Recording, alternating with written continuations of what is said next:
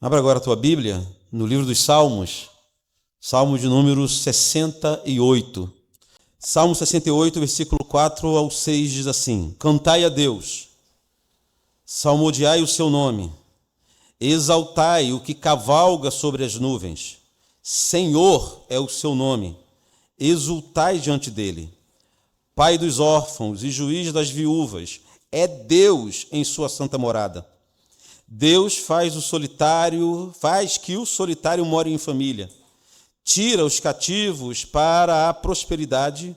Só os rebeldes habitam em terra estéril. Vamos falar com Deus.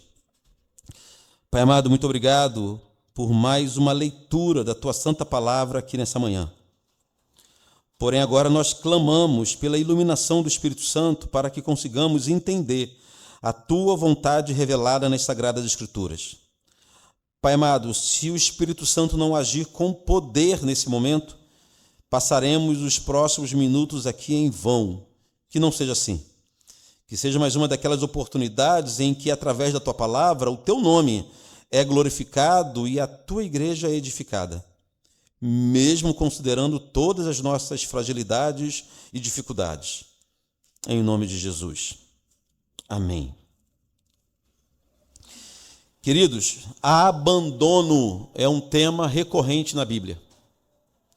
Muitos servos de Deus, servas de Deus, foram moldados naquilo que podemos chamar de na dor do abandono. Trouxe aqui alguns exemplos para os irmãos. Um exemplo clássico de abandono na Bíblia foi o que aconteceu com Agar, serva de Sara. Ela foi abandonada no deserto com seu filho Ismael, após ter sido expulsa por Abraão por ordem de Sara. À medida que suas provisões diminuíam, o texto diz que Agar ia ficando cada vez mais desesperada. Na verdade, uma das cenas mais tristes da Bíblia é descrita nesse episódio. O texto diz que, quando acabaram-se todas as provisões, Agar pegou o pequeno Ismael e deixou ele na sombra de uma árvore e se afastou para não ver o seu filho morrer de fome. De abandono que os dois tinham, eles foram socorridos por Deus. Outro exemplo de abandono aconteceu com José, filho predileto de Jacó. Ele enfrentou o abandono dos seus próprios irmãos, invejosos, o traíram e o venderam como escravo. José foi abandonado por aqueles que tinham obrigação de protegê-lo. Ficou sozinho, afastado de sua família. José suportou dificuldades no Egito, foi falsamente acusado de um crime e foi preso, fruto de um abandono. Outro exemplo de abandono é Davi. Ele deixou registrados salmos em que dá para a gente perceber a dor de uma pessoa em solidão, abandonada justamente por aqueles que mais depositou sua confiança. Mas temos no Evangelho de João, eu peço você para abrir João capítulo 9, é um texto paralelo que nós iremos seguir hoje. Temos no Evangelho de João capítulo 9 outro exemplo de abandono, que vai servir como um norteador para a nossa compreensão nessa manhã. Um dos grandes milagres de Jesus está narrado em João capítulo 9. O texto diz que Jesus e seus discípulos encontraram um homem cego de nascença. E depois de um breve debate a respeito da origem daquela cegueira, Jesus revelou-se como a luz do mundo e arrancou o homem de sua cegueira. João 9, versículo 6, diz assim: Dito isso, cuspiu na terra e, tendo feito lodo com a saliva, aplicou aos olhos do cego, dizendo-lhe: Vai, lava-te no tanque de Siloé. Irmão, Jesus, é claro, que poderia simplesmente ter tocado no homem e ele seria curado. Jesus poderia de longe ter dado uma ordem e a cegueira desapareceria. Mas Jesus fez uma lama com sua própria saliva, passou a lama nos olhos do cego e mandou que o homem fosse lavar os olhos em um tanque. O cego lavou o rosto e pela primeira vez na vida ele enxergou. Um detalhe desse episódio é que ele não viu Jesus. Ele não viu quem o curou. Sabia quem era Jesus. Ouviu falar de Jesus, mas ele não viu Jesus com os próprios olhos. Se essa narrativa parasse por aqui, já seria uma bela história de um grande milagre. O homem que viveu em trevas a vida inteira, enfim, viu a luz. Jesus deu visão ao cego e o nome do Senhor já poderia ser glorificado, irmãos. Mas não foi isso que aconteceu. No lugar de festa, a cura trouxe para aquele cego, ou aquele ex-cego, grandes problemas. Pois alguns homens se levantaram não para glorificarem ao Senhor, mas para afrontarem Jesus e perseguirem o jovem curado. O homem que vivia em trevas físicas, digamos assim, passou a experimentar um tipo de escuridão em seus relacionamentos. Ou seja, a sua vida permaneceu infeliz, mesmo depois de um grande milagre. Olha o que aconteceu depois que ele foi curado. Primeiro, ele teve problemas com os moradores da cidade que não acreditavam em seu testemunho, a partir do versículo 8. Então os vizinhos, os que dantes o conheciam de vista como mendigo, perguntavam: não é este o que estava sentado pedindo esmolas? Uns diziam: é ele, outros: não, mas se parece com ele. Ele mesmo, porém, dizia: sou eu. Versículo 10. Perguntaram-lhe, pois, como te foram abertos os olhos? Respondeu ele: o homem chamado Jesus fez lodo, untou-me os olhos e disse-me: vai ao tanque de Siloé e lava-te. Então fui, lavei-me e estou vendo. Disseram-lhe, pois, onde está ele? Respondeu: eu não sei. Percebam que seus vizinhos não se alegraram com o fato dele ter sido curado. O que aparentemente para nós seria motivo suficiente para uma grande festa, não é verdade? Rapaz, você está vendo um homem que era cego até outro momento e agora está curado. A gente nem ia querer saber, imagino eu. A gente sempre pensando que nós seríamos melhores do que os personagens da Bíblia, né? Imagino eu que a gente ia querer fazer uma festa em primeiro lugar. Quero lá saber o que ele tomou, que colírio maravilhoso foi esse. Mas não foi isso que aconteceu. As pessoas, os vizinhos, movidos simplesmente por uma curiosidade pecaminosa, só queria saber dos detalhes da cura. Depois o ex-cego teve problema com os fariseus, os líderes religiosos. A partir do versículo 13. Levaram, pois, aos fariseus o que dantes fora cego. E era sábado o dia em que Jesus fez o lodo e lhe abriu os olhos.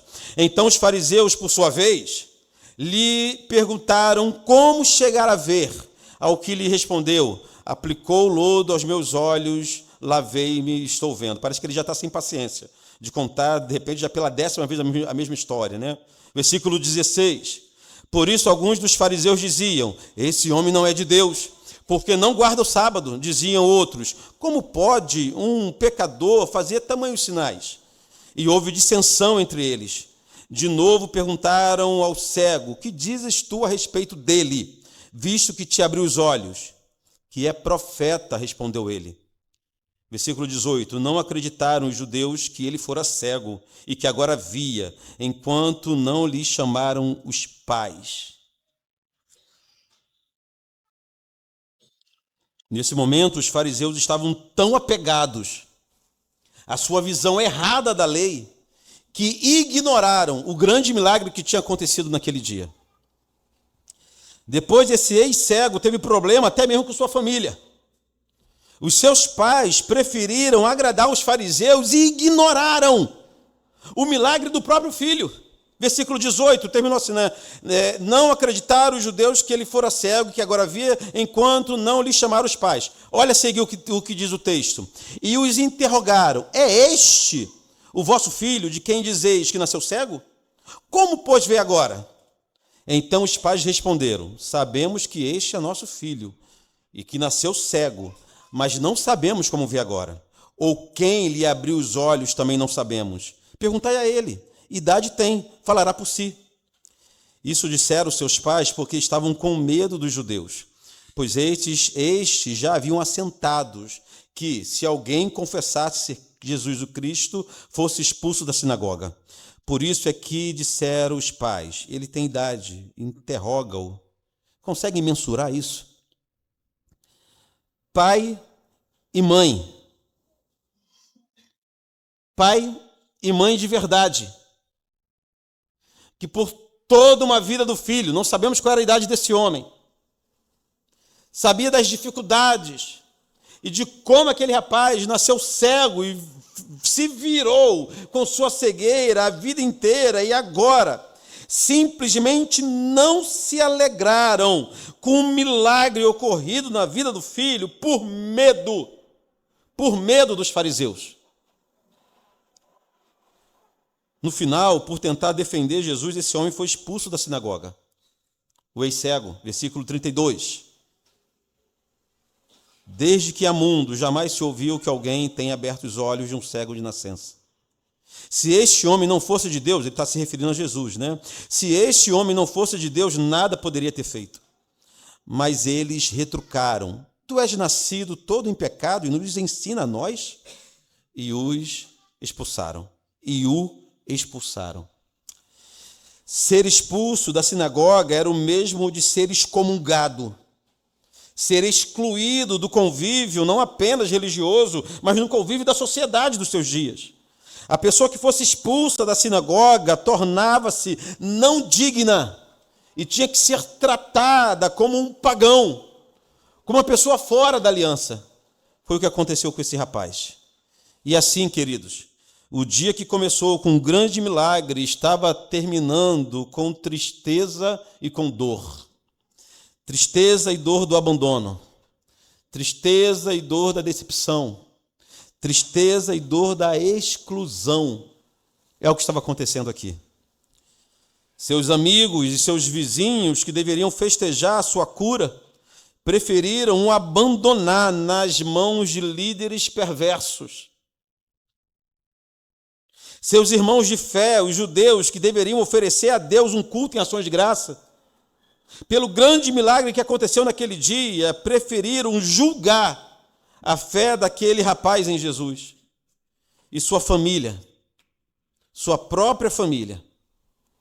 A família que deveriam ser os mais alegres naquele dia, não se alegraram. Qual pai ou qual mãe não ficaria extremamente feliz com a cura de um filho cego de nascença? Mas aqueles pais, com medo de serem expulsos da religião, não conseguiram se alegrar. No lugar disso, eles abandonaram o próprio filho para ser agora expulso, sozinho e excluído do convívio da igreja. O homem que iniciou o dia cego, finalizou o dia desamparado por todos. Desamparado por seus amigos, desamparado por seus vizinhos, desamparado por sua igreja e dolorosamente abandonado e desamparado por seus pais. O dia que começou em trevas estava terminando em trevas ainda mais intensas, apesar do milagre, apesar do grande milagre. Vai entender isso. Ser abandonado, pode ser a experiência mais dolorosa da vida de uma pessoa. Essa semana, eu creio que todos nós fomos tocados com a história de uma moça que caiu em um precipício e foi abandonada para morrer sozinha. O que mais me revolta nessa história é justamente isso.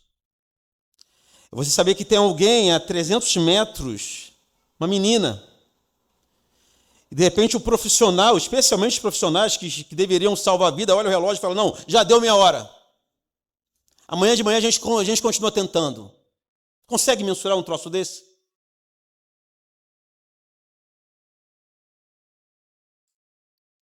O abandono, irmãos, é uma das piores experiências que alguém pode viver. Só quem já foi deixado para trás. Só quem já foi esquecido.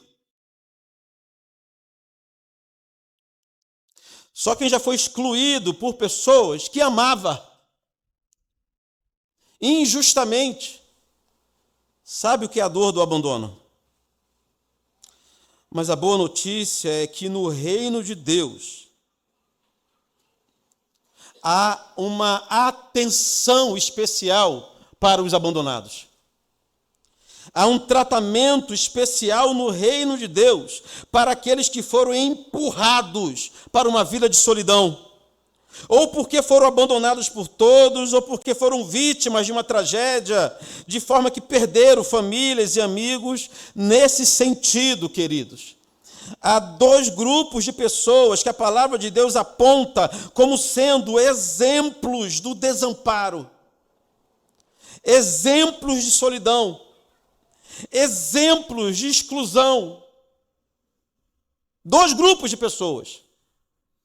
A Bíblia fala dos órfãos e das viúvas, como ícones, como emblemas, como exemplos, como figuras maiores do que é o desamparo, do que é a exclusão. Os órfãos e as viúvas eram as pessoas mais vulneráveis, mais desamparadas, mais frágeis no mundo antigo. Hoje o dia, a vida de um órfão ou de uma viúva não é fácil. Mas no mundo antigo era mais terrível ainda. Não existia nenhuma política oficial de proteção aos órfãos. Não havia nenhuma forma, nenhuma possibilidade de uma poupança, de uma previdência para garantir o mínimo para uma viúva se sustentar. O abandono era tamanho que, preste atenção, mendigar ou prostituir-se, para muitos, eram as únicas alternativas. Não havia nenhuma esperança nessa terra para os órfãos e as viúvas. Não havia nenhuma esperança na sociedade, nem nas leis, nem na cultura para os desamparados, especialmente para os órfãos e as viúvas. Na terra não havia esperança para eles, mas no céu sim. Há um conforto que vem do céu para todos que estão em estado de abandono, de fragilidade, de desamparo. Para todos aqueles que foram esquecidos, todos aqueles que foram abandonados, para todos que foram deixados para trás, a Bíblia garante que há no céu um Deus cuidador que se importa com cada um deles. A gente vê isso no Salmo que lemos hoje. Volta para o Salmo 68. O Salmo 68, versículo 4, é uma convocação solene para que todos celebrem ao Senhor, cantai ao Senhor, salmodiai o seu nome, exaltai o que cavalga sobre as nuvens. Senhor, Yahvé é o seu nome, exultai diante dele. Nesse versículo, os verbos cantar, salmodiar, exaltar, apontam, irmãos, para a ordem que foi dada para todo o povo de Deus, de cultuar o Senhor com alegria, reconhecendo o seu santo e poderoso nome. Mas, seguindo o texto, nós encontramos um grande motivo para cultuarmos a Deus. Existem vários. A Bíblia dá zilhões de motivos para nós cultuarmos ao Senhor. Mas esse salmo aqui fala de apenas um. Porque Pai dos órfãos e juiz das viúvas é Deus em sua santa morada. Deus faz com que o solitário more em família, tira os cativos para a prosperidade. Aleluia, aleluia. Que maravilha. Como eu disse, irmãos, a palavra de Deus nos oferece inúmeros motivos, razões para cultuarmos ao Senhor, mas aqui é nos dada apenas uma. Ele é o Pai dos desamparados. Ele é o Pai dos órfãos. Ele cuida também das viúvas. Ele é o pai das viúvas. Concluímos que há um cuidado especial de Deus com aquelas pessoas que, por alguma demanda da vida, foram obrigadas a caminhar pelo doloroso caminho da solidão. Mais que isso, há um cuidado especial na vida de gente simples, que não tem condições, não tem habilidades, não tem recursos para caminharem sozinhas, mas foram obrigados, muitas vezes por tragédia da vida, a andarem só. Queridos, eu não estou falando daqueles que, por opção pecaminosa, escolheram o isolamento com o pretexto de privacidade. Nós já cuidamos desse assunto aqui. Nós já aprendemos aqui que possivelmente o teu apego por privacidade pode estar camuflando o ídolo no seu coração chamado egoísmo. Já tratamos disso aqui. Não estou falando daqueles que andam sozinhos porque querem andar sozinho, porque não gostam de companhia, porque não gostam de receber, porque não gostam de socializar. Não é desses que nós estamos falando. Nós estamos falando de gente que daria tudo para não estar sozinha, mas simplesmente não consegue. A Bíblia fala de órfãos e viúvas, ou seja, o tipo de gente que não escolheu essa condição de vida. Gente que faria de tudo para ter de volta a companhia perdida. Gente que não escolheu, mas foi empurrada para a solidão. É dessas pessoas que o rei Davi estava falando quando ele escreveu que Deus é o pai dos órfãos e das viúvas. A preocupação do Senhor com os desamparados pode ser vista na forma como ele tratou desse assunto ao longo de toda a palavra, especialmente na lei do Senhor. O Senhor exigiu que seu povo, percebam, a exigência de Deus não é que os outros povos, o Senhor não falava com os pagãos, falava com o seu povo. O Senhor exigiu que o seu povo tratasse de forma extremamente digna esses dois grupos de pessoas, os órfãos e as viúvas. Inclusive, o Senhor prometeu castigar severamente quem maltratasse um órfão ou uma viúva. Eu vou ler para os irmãos Êxodo 22, 22. Anote, você gosta de anotar depois, para ler depois? Êxodo 22, do versículo 22 ao 24, diz assim: não afligireis nenhuma viúva, nem órfão, se de alguma maneira os afligires, e eles clamarem a mim, eu certamente ouvirei o seu clamor. A minha ira se acenderá, e vos matarei a espada. As vossas mulheres ficarão viúvas, e os vossos filhos ficarão órfãos. Palavras de Deus. Ou seja, irmãos, por toda a Escritura podemos notar Deus trabalhando em favor dos abandonados, trabalhando em favor dos esquecidos, trabalhando em favor daqueles que foram deixados para trás, dos desamparados, dos aflitos, dos solitários.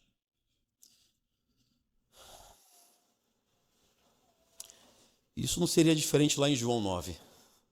Vamos voltar em João 9? Aquela história que começou com uma grande cura não podia terminar com tanta tristeza. Sabe por quê? Porque o pai dos órfãos e das viúvas estava em Israel nesses dias. Já vimos que no versículo 34 de João 9, diz que o rapaz, ex-cego, foi expulso da sinagoga. E já entendemos o que isso significa.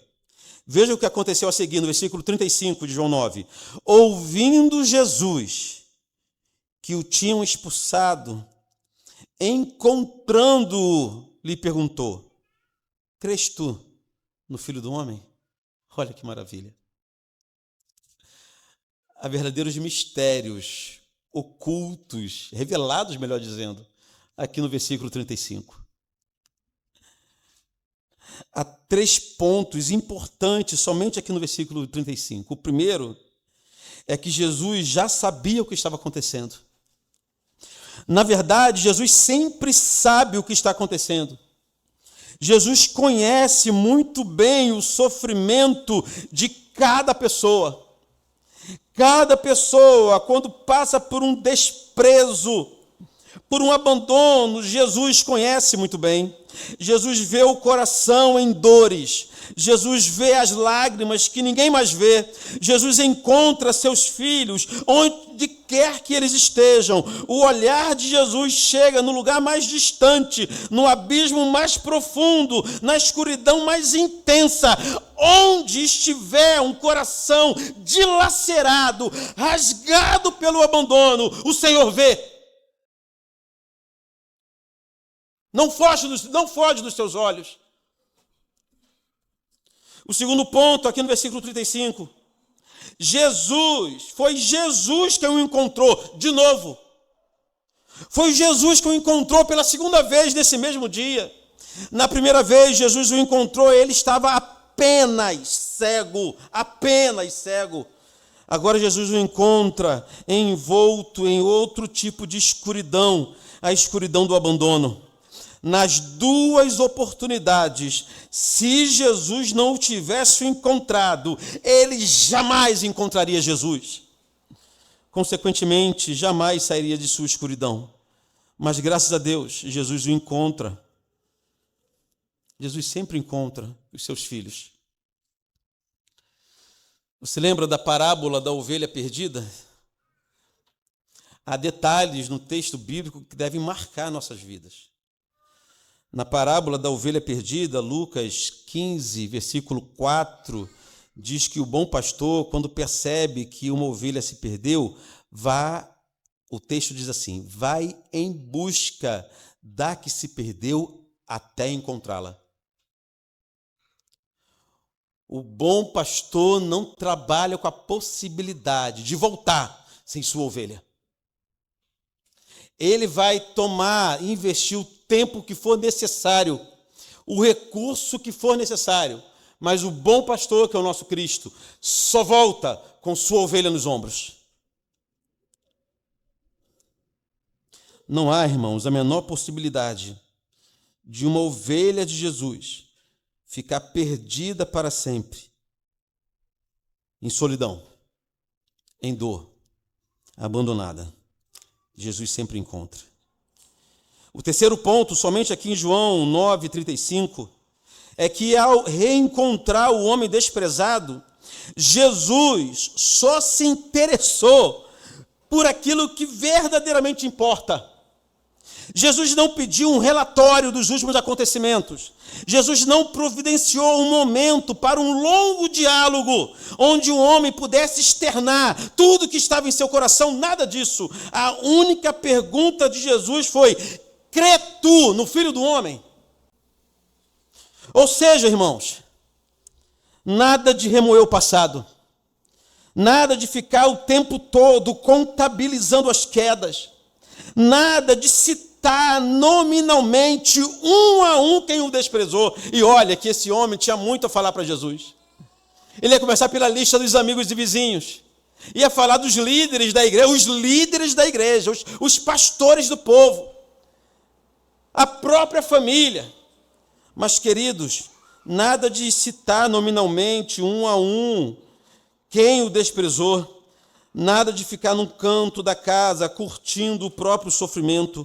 A única pergunta de Jesus aponta para a grande realidade de que apenas uma coisa importava naquele momento: quem era Jesus para aquele homem? Somente isso importava. Ou, nas palavras de Jesus, crês tu no Filho do Homem? Jesus não disse: me fale mais sobre a sua dor. E ele ouve nossas dores, nossos lamentos. Jesus não disse: me conte mais sobre quem te fez sofrer. Mas Jesus perguntou apenas: crês tu no Filho do Homem? Em outras palavras, você crê em Jesus? Quem é Jesus para você? Você crê que Jesus é o Cristo prometido? Isso significa que somente com uma compreensão correta a respeito de Jesus, a dor do abandono poderá ser superada. Nada e ninguém conseguirá resgatar ou conseguiria resgatar aquele homem de seu abismo. Sua vida só seria mudada de verdade se ele conhecesse Jesus de verdade. Versículo 38 diz assim: então afirmou ele: creio, Senhor, e o adorou. Agora sim essa história pode acabar. E como sabemos que essa história já pode acabar por aqui? Porque o propósito final foi alcançado. Jesus foi adorado. Jesus foi reconhecido como Cristo. O homem adorou Jesus porque Jesus o livrou das trevas 2 vezes no mesmo dia. O homem adorou Jesus porque Jesus foi o único que o encontrou em todas as vezes que ele estava perdido. O homem adorou Jesus porque quando ele mais precisou de Jesus, ou quando ele mais precisou, Jesus mostrou porque ele é o pai dos órfãos e das viúvas. É o nosso Cristo. É assim também que precisamos entender Jesus. O pai dos desamparados. Eu vou ler aqui alguns textos para os irmãos que só colaboram com essa nossa percepção. Olha o que diz Isaías 49, 14 e 15. Anota aí, Isaías 49, 14 e 15. Mas Sião diz: o Senhor me desamparou, o Senhor se esqueceu de mim. Olha o versículo 15, uma pergunta do Senhor: acaso pode uma mulher esquecer-se do filho que ainda mama, de sorte que não se compadeça do filho do seu ventre? Mas, ainda que esta viesse a se esquecer dele, eu, todavia, não me esquecerei de ti. Palavra de Deus. Salmo 27, versículo 10, é emblemático para a gente hoje. Porque se meu pai e minha mãe me desampararem, o Senhor me acolherá. Será que o ex-cego conhecia esse salmo? 2 Coríntios 4, 8 e 9 diz assim: em tudo somos atribulados, porém não angustiados, perplexos, porém não desanimados, perseguidos, porém não desamparados, né? Jamais desamparados. Ou seja, queridos,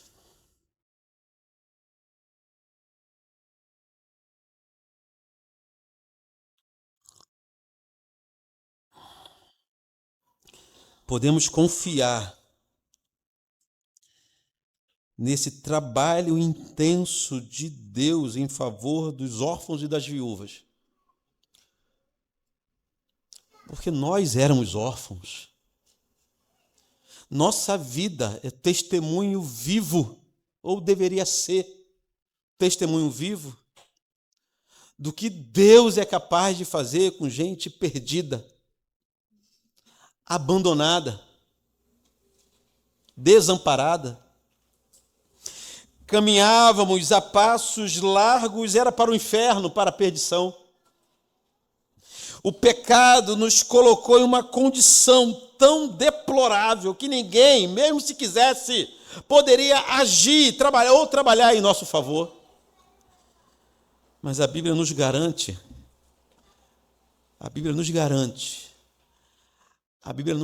que Deus nos adotou. Não éramos filhos, agora somos. Éramos abandonados. Éramos órfãos. Sem expectativa, sem esperança, sem futuro, sem condições de agir, sem condições de se livrar. Mas graças a Deus,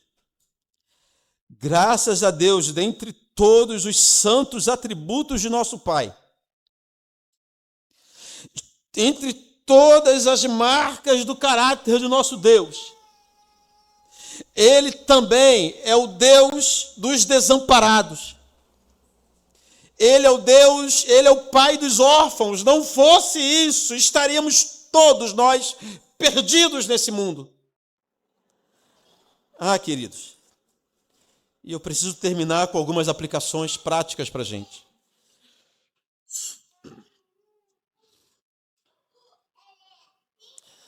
A primeira é que eu sei que há aqui entre nós pessoas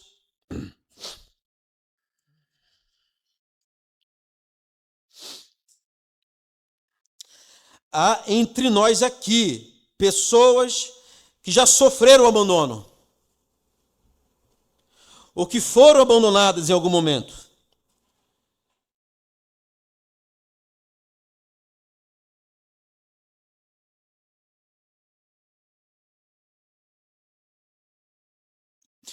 Mesmo considerando todos os recursos, mesmo considerando todas as alternativas, todas as possibilidades, a dor do abandono pode ser insuperável.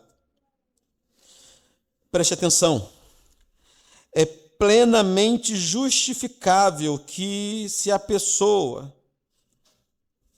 sofreu um trauma desse, não consiga se recuperar jamais de um abandono.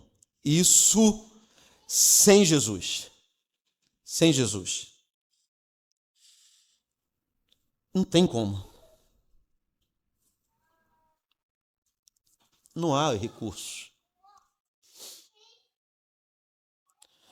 Há técnicas, há formas para camuflar um sofrimento do abandono. Mas para resolver sem Jesus é impossível.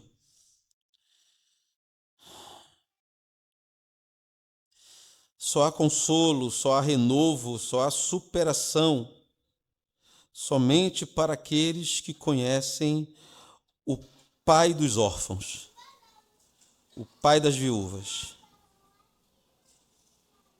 Então, a primeira aplicação é que eu te incentivo, mais uma vez, a crescer no conhecimento da pessoa de Jesus. É necessário, é urgente que você se dedique mais ainda à meditação na palavra, a uma vida de oração, à comunhão com os irmãos, para que você desenvolva o teu conhecimento a respeito de Cristo. Enquanto eu e você não amadurecermos a respeito da pessoa e da obra de Jesus, jamais iremos superar essa dor. Em segundo lugar, há pessoas que vivem aterrorizadas, com medo de serem abandonadas. Conhece alguém assim? São pessoas que ainda não foram, mas já têm pesadelos com o abandono. Escute uma coisa, é muito possível sim, que você em algum momento seja esquecido. É muito possível na caminhada da vida que em algum momento você seja deixado para trás por pessoas que você ama. É muito possível que isso aconteça. Mas também a única forma de você estar preparado para esse dia é igualmente conhecendo mais ainda Jesus.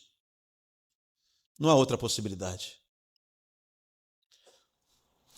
Ninguém se prepara para o dia do abandono desenvolvendo algum tipo de desconfiança exagerada e pecaminosa de todo mundo. Tem gente que é assim. Tem gente que perdeu a capacidade de confiar nas pessoas. Vivem desconfiando de todo mundo. Como se tivesse a capacidade de ler intenções. Me perdoa as irmãs, mas normalmente as mulheres são assim, né? Passa para uma mulher, dá bom dia para ela, ela fala assim, você viu como é que ela falou? Eu falei, eu vi um bom dia. Desenvolve uma habilidade pecaminosa de desconfiança absurda. Não é assim que se prepara. Não é assim que se prepara para o dia do abandono. Prepara-se para a experiência do abandono conhecendo mais ainda o Pai dos órfãos e das viúvas, desenvolvendo mais ainda o relacionamento com Ele, conhecendo o seu caráter, sua vontade, os seus planos. À medida que cresce teu conhecimento de Jesus, diminui teu medo de rejeição.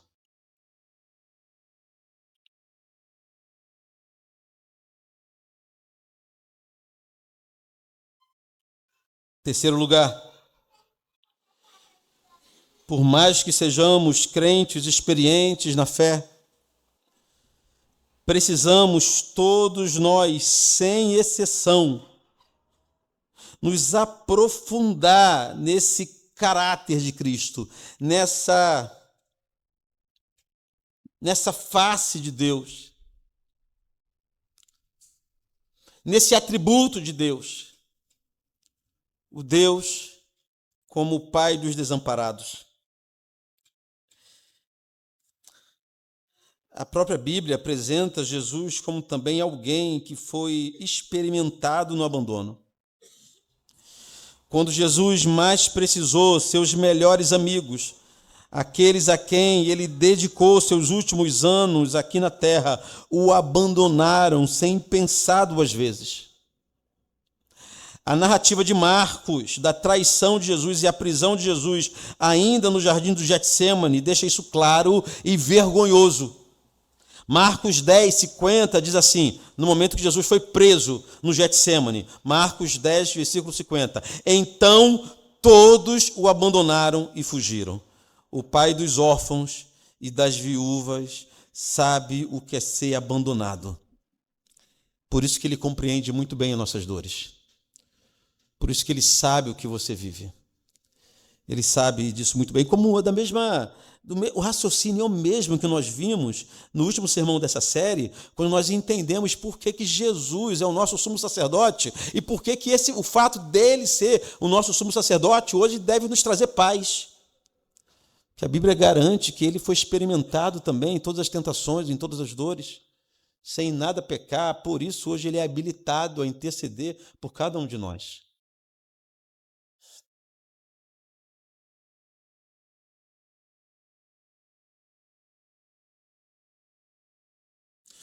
E, por fim, ter sido abandonado tem que servir para alguma coisa.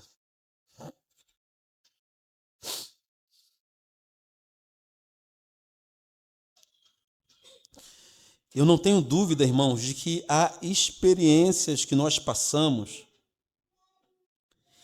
que nos molda no sentido de nos deixar mais habilidosos para tratar de outras pessoas que passarão pelas mesmas experiências. Nós que conhecemos e acreditamos em um Deus que governa a história, que nada foge do seu controle. Um Deus, então, independente se você crê, se permitiu ou se decretou o seu abandono, mas que pode usar, que vai usar o que você viveu para fazer de você alguém agora com habilidade para cuidar e tratar de outras pessoas também, rejeitadas e abandonadas ao longo da estrada. Assim deve ser a igreja do Senhor. Assim deve ser o corpo de Cristo. Um dos meus maiores medos na plantação dessa igreja era que nós nos desenvolvêssemos como uma igreja forte na doutrina e falha no amor. Um dos maiores receios, eu sempre dividi isso com os irmãos. Eu falei, irmãos, nós não podemos ser assim, nós temos exemplos de boas igrejas, doutrinariamente sólidas, mas é um fracasso nos relacionamentos, é um fracasso no acolhimento. Então, queridos, a mensagem de hoje vem nos alertar para que nós devemos nos manter na busca incessante por essa característica. Conhecer o Pai dos órfãos, para nos tornarmos emissários do Pai dos órfãos, cuidando dos órfãos e das viúvas, e de todos os desamparados e que chegarem até nós.